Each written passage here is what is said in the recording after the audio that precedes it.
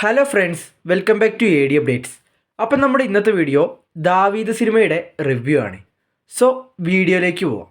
ആൻ്റണി വർഗീസ് പെപ്പയെ നായകനാക്കി ഗോവിന്ദ് വിഷ്ണു സംവിധാനം ചെയ്ത് ഫെബ്രുവരി 14, അതായത് ഇന്നലെ റിലീസായ സിനിമയാണ് ദാവീദ്. ഇതൊരു സ്പോർട്സ് കോമഡി ഫാമിലി എൻ്റർടൈനറാണ്. ഞാൻ ഇന്നലെ ഉച്ചയ്ക്ക് 1:45 ഷോയ്ക്കാണ് ദാവീദിന് പോയത്. സിനിമ കണ്ടു, ബട്ട് എനിക്ക് ഇന്നലെ റിവ്യൂ ഇടാൻ പറ്റിയില്ല. എനിക്ക് പേഴ്സണലി ദാവീദ് എന്ന സിനിമ ഒരുപാട് ഇഷ്ടമായി. സിനിമയുടെ എഡിറ്റിംഗ് ആയിക്കോട്ടെ, സിനിമോട്ടോഗ്രാഫി ആയിക്കോട്ടെ, ഡയറക്ഷൻ ആയിക്കോട്ടെ, എല്ലാം അടിപൊളിയാണ്. മെയിനായിട്ട് music and songs Justin Varghese അടിപൊളിയായിട്ട് തന്നെ ചെയ്തിട്ടുണ്ട്. പിന്നെ സിനിമയിൽ എടുത്തു പറയേണ്ട 3 ക്യാരക്ടേഴ്സ്. ഒന്ന് പെപ്പേൻ്റെ ആഷിഖബു എന്ന ക്യാരക്ടർ അടിപൊളി ക്യാരക്ടറായിരുന്നു. അതുപോലെ സിനിമയിലെ മെയിൻ വില്ലനായിട്ടുള്ള മോ ഇസ്മായിൽ, പുള്ളിയുടെ ക്യാരക്ടർ വെടിപ്പായിട്ട് തന്നെ ചെയ്തിട്ടുണ്ട്. പിന്നെ നമ്മുടെ സ്വന്തം വിജയരാഘവൻ ചെയ്ത രാഘവൻ എന്ന ബോക്സിംഗ് കോച്ചിൻ്റെ ക്യാരക്ടർ. സത്യം പറഞ്ഞു കഴിഞ്ഞാൽ സിനിമയുടെ ടീസർ കണ്ടപ്പോൾ തന്നെ എനിക്ക് ഒരു കാര്യം ഉറപ്പായിരുന്നു, വിജയരാഘവൻ സിനിമയിൽ തകർത്ത ആടുമെന്ന്. വിചാരിച്ച പോലെ തന്നെ ഗംഭീര പെർഫോമൻസ് ആയിരുന്നു. ശരിക്കും കോഴിക്കോട് പൂളാടിക്കുന്ന് ഒരു ബോക്സിംഗ് ഗ്രാമം ഉണ്ടായിരുന്നു. അവിടെ 55 വർഷം ബോക്സിങ്ങിന് വേണ്ടി ജീവിച്ചു മരിച്ച രാഘവൻ എന്ന് പറയുന്ന ഒരാളുണ്ടായിരുന്നു. ആ രാഘവൻ എന്ന ക്യാരക്ടറിനെ ഇൻസ്പയർഡ് ആക്കിയിട്ടാണ് വിജയരാഘവൻ്റെ ദാവീദിലെ രാഘവൻ എന്ന ക്യാരക്ടറും ചെയ്തിരിക്കുന്നത്. അതെന്തായാലും അടിപൊളിയായി. കാരണം പലരും ഇതുപോലെ അറിയപ്പെടാണ്ട് പോകുന്ന ഒരുപാട് പേരുണ്ട്. അത്തരത്തിലുള്ള ക്യാരക്ടേഴ്സിനെ ഇതുപോലുള്ള സിനിമയിലൂടെ മറ്റുള്ളവർക്ക് പരിചയപ്പെടുത്തുന്നത് അതൊരു നല്ല കാര്യം തന്നെയാണ്. അതുപോലെ സിനിമയിൽ വേറെയും ചില ക്യാരക്ടേഴ്സ് വരുന്നുണ്ട്. സെയ്ജു കുറുപ്പ്, അതുപോലെ പെപ്പയുടെ വൈഫായിട്ട് അഭിനയിച്ച ലിജോ മോള്, പിന്നെ മെയിനായിട്ടുള്ള പെപ്പയുടെ മോളായിട്ട് അഭിനയിച്ച ഒരു കൊച്ചുണ്ട്. ആ കൊച്ചിൻ്റെ ഡയലോഗ് ഡെലിവറി എന്നൊരു രക്ഷയില്ല, കിടിലനായിരുന്നു. പലരും ക്രിഞ്ചാണെന്നൊക്കെ പറഞ്ഞ് ഞാൻ കേട്ടിരുന്നു, പക്ഷേ എനിക്കതൊന്നും ക്രിഞ്ചായിട്ടൊന്നും ഫീൽ ചെയ്തില്ല. ആ കൊച്ചിൻ്റെ പെർഫോമൻസ് ഒക്കെ അടിപൊളിയായിരുന്നു.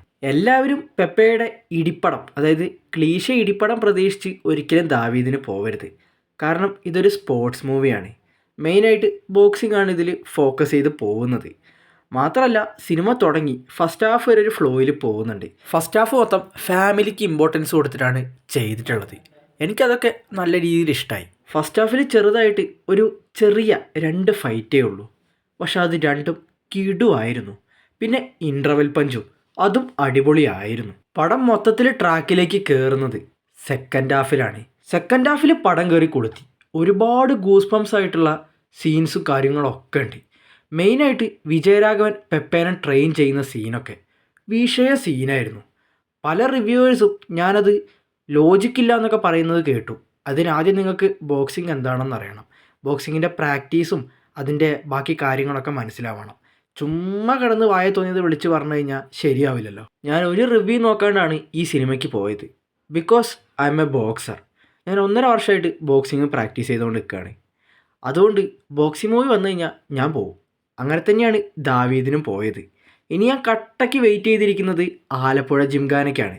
ഈ ഒരു സിനിമയ്ക്ക് പൊതുവെ മിക്സഡ് റെസ്പോൺസാണ് ഇപ്പോൾ കൂടുതലും വരുന്നത്. അതിന് കാരണം എല്ലാവരും ഒരു ടിപ്പിക്കൽ പെപ്പെ ആക്ഷൻ പടം വിചാരിച്ചിട്ടാണ് പോകുന്നത്. ഇതിൽ മെയിനായിട്ട് നമ്മളിപ്പോൾ നോർമൽ പൊതുവെ വന്ന ബോക്സിംഗ് മൂവീസൊക്കെ നോക്കിക്കഴിഞ്ഞാൽ ഒരു വില്ലനും ഉണ്ടാവും, ഹീറോയും ഉണ്ടാവും. വില്ലൻ എത്ര പ്രൊഫഷണൽ ആണെങ്കിലും ക്ലൈമാക്സിൽ നമ്മളെ ഹീറോ ഇടിച്ചിടും.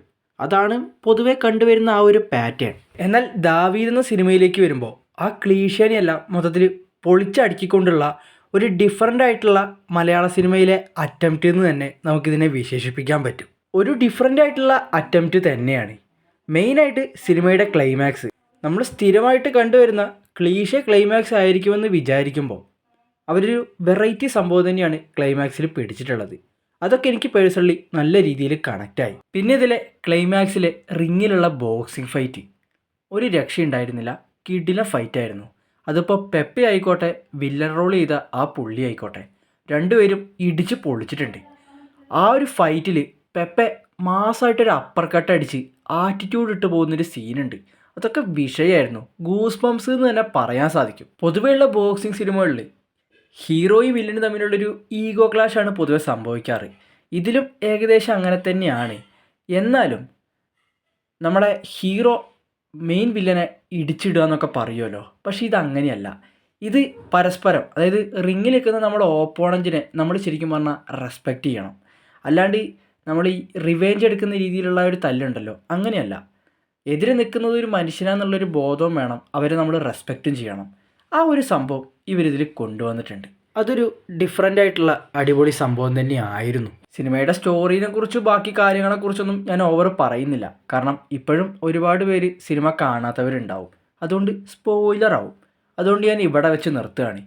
നിങ്ങളൊരു ബോക്സിംഗ് ലവറാണോ അല്ലെങ്കിൽ ഒരു ബോക്സറാണോ, ഇതുപോലുള്ള സിനിമകളൊക്കെ ഇഷ്ടപ്പെടുന്ന ഒരാളാണെങ്കിൽ ഒന്നും നോക്കണ്ട, ടിക്കറ്റ് എടുത്തോ, മസ്റ്റ് തിയേറ്റർ വാച്ചാണ്.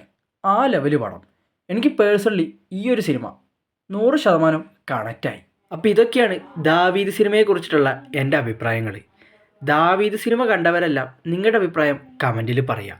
വീഡിയോ ലൈക്ക് ചെയ്യുക, ചാനൽ എല്ലാവരും സബ് ചെയ്ത് സപ്പോർട്ട് ചെയ്യുക. So see you the next video guys, by.